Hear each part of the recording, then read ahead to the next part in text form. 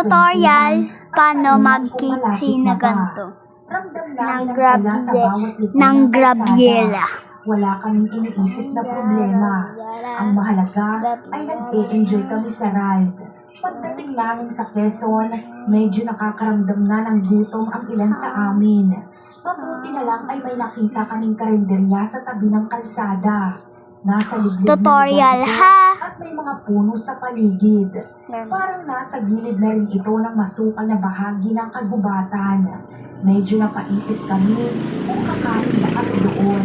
Noong una ay nagdadalawang isip pa kami. Hindi namin maipaliwanag, pero parang may kakaiba sa lugar. Yung mga nagbabantay sa karinderya, parang hindi normal ang aura. Tahimik sila at Ganyan parang hindi ha, masyadong huwag kayong kumikibo. malilito. Napansin din namin na halos Search wala nyo rin lang ibang grabyela, dumadaan sa lugar lalabas ako sa kahit inyo, na be. highway yun. Parang papasok kasi sa gubat ang daan. Wala Bye! ibang mga tao sa paligid.